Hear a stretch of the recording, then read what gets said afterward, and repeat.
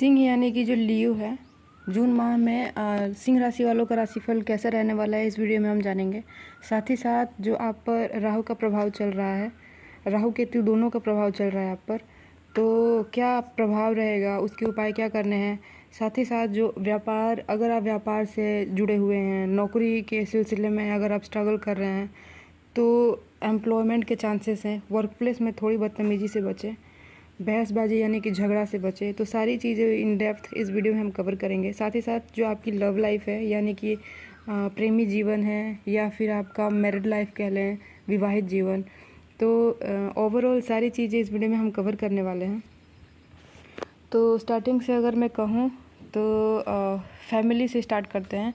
तो घर में थोड़ा प्रेम रहेगा, घर के फैमिली मेम्बर्स के बीच, जो घर के सदस्य हैं उनके बीच। और साथ ही साथ दूसरे भाव में जो है वो आप पर केतु का प्रभाव रहेगा।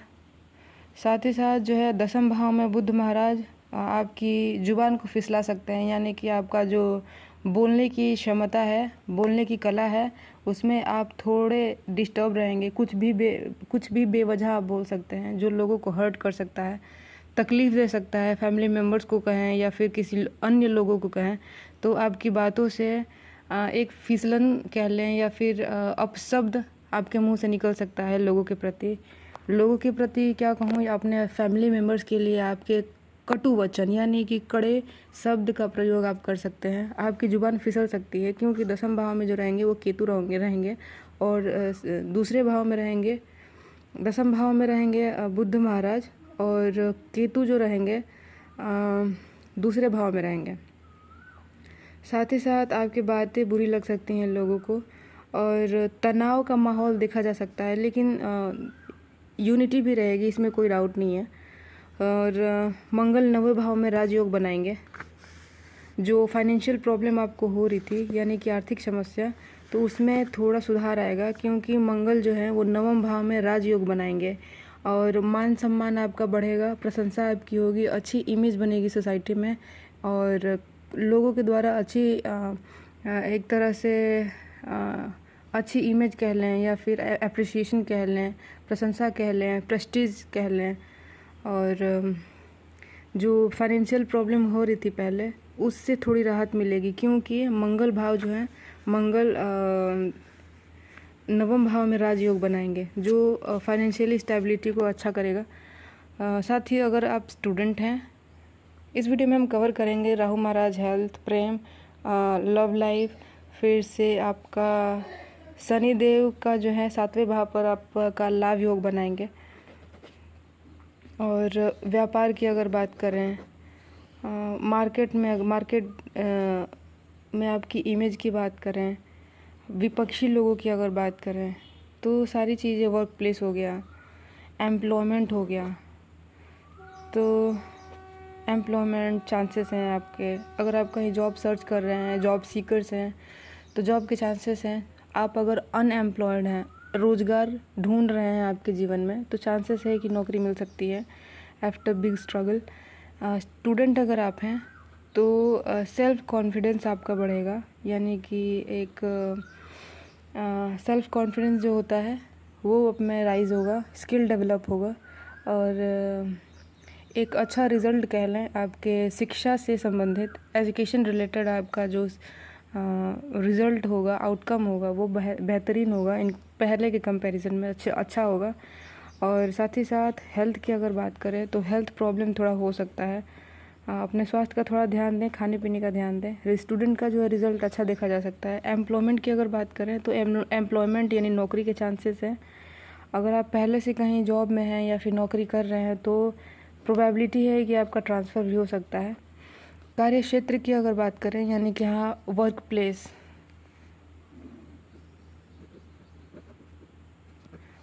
की अगर बात करें, तो जो कलीग हो गए या फिर आपके बॉस हो गए, उनसे बहसबाजी या फिर झगड़ा करने से बचें। अपने आप को शो ऑफ करने की ज़रूरत नहीं है। कोई होते हैं कि अपना प्रमोशन हो गया या फिर अच्छी इनकम हो रही है, तो एक ओपुलेंसी शो करते हैं। ओपुलेंसी मतलब क्या है, जैसे कि अपना धन दौलत ऐसा कुछ शो ऑफ करते हैं लोगों के सामने, और एक ईगो स्टेबल कर लेते हैं लोगों के बीच में। तो ये थोड़ा बदतमीजी और ईगो से बचें।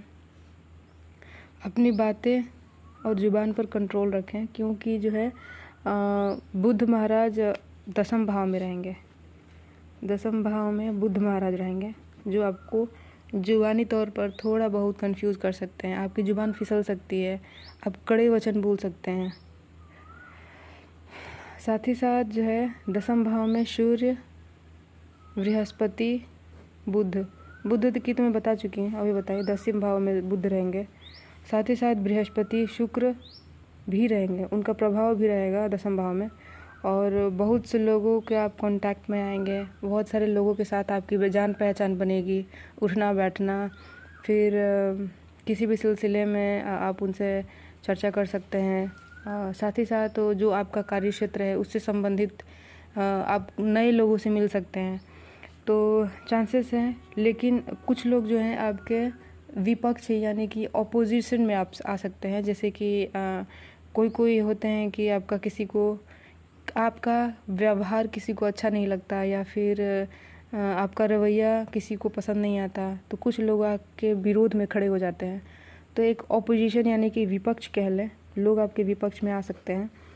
तो आप अपने कड़वे वचन बोलने से बचें, सबके साथ अच्छा व्यवहार रखें। शनि देव जो है वो 7वें भाव में रहकर लाभ योग बनाएंगे और उन्नति होगा व्यवसाय में। यानी कि आप अगर बिजनेस फील्ड में हैं तो शनि देव 7वें भाव में रहेंगे और आपका लाभ का योग बनाएंगे और बिजनेस भी अच्छा खासा चलेगा। लेकिन थोड़ी बहुत उसमें आपको एक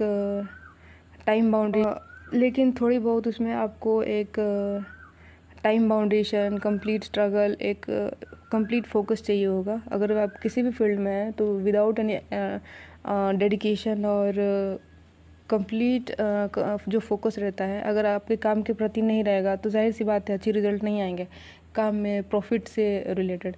तो ज़रूरी ये है कि आप एक अनुशासित इंसान बनिए। अनुशासित मीन्स टाइम बाउंडेशन, अपने जीवन में कब क्या करना है, कौन से डिसीजंस लेने हैं, और एक कड़ा पाबंद अपने जीवन में एक शेड्यूल फॉलो करें। अपने काम के प्रति मेहनती रहें। और क्या है कि आपके मार्केट में अच्छी इमेज बनेगी, क्योंकि आपकी जो बिजनेस फील्ड हो गया, काम का क्षेत्र हो गया, आप उसमें अच्छे परफॉर्म करेंगे तो आपकी काम की प्रशंसा भी होगी। और मार्केट कह लें या फिर आपका कार्य क्षेत्र है, उसमें आपके काम की प्रशंसा की जाएगी। ज़रूरी है कि आप अपने ईगो को साइड रखें तो ज़्यादा बेहतर है। राहु जो रहेंगे, राहु 8वें भाव में रहेंगे। जैसे कि मैं बोल रही थी कि आप पर राहु केतु का असर रहेगा, तो केतु जो है वो दूसरे भाव में रहेंगे और राहु जो है वो 8वें भाव में रहेंगे। और पूरे माह राहु की आप पर दशा रहेगी, खर्च बढ़ सकता है। तो मेन था कि राहु का प्रभाव से अब क्या होगा। राहु के प्रभाव से आपको धन के खर्च बढ़ेंगे, लेकिन ज़्यादा टेंशन की ज़रूरत नहीं है। आप पर जो केतु जो हैं वो आप पर अच्छा प्रभाव देंगे, और अच्छा प्रभाव नहीं देंगे, वो आपको हेल्थ की हो गया, फाइनेंशियल प्रॉब्लम हो गया, खर्च हो गया, इस सब में थोड़ी दिक्कतें आ सकती हैं और थोड़ा नुकसान उठाना पड़ सकता है। जैसे कि आप किसी को उधार दे रहे हैं या फिर कहीं ऐसी जगह पैसा इन्वेस्ट कर रहे हैं जहाँ से वहाँ का रिटर्न होना मुश्किल है। कोई सगे संबंधी को पैसे दे दिए या फिर हेल्थ से रिलेटेड कोई खर्चा हो गया। तो कुछ पैसे ऐसे होते हैं कि न चाहते हुए भी कहीं पैसे खर्च हो जाएंगे और उसके रिटर्न होने के चांसेस नहीं रहते हैं। तो ऐसा कुछ सीन हो सकता है आपके लाइफ में। और जैसे कि मैं बता रही थी कि 8वें भाव में जो रहेंगे राहु, और आपका खर्च बढ़ा सकते हैं। अजाने अनजाने में खर्च बढ़ेगा, पैसा डूब भी सकता है और नुकसान होने के चांसेस हैं पैसों का।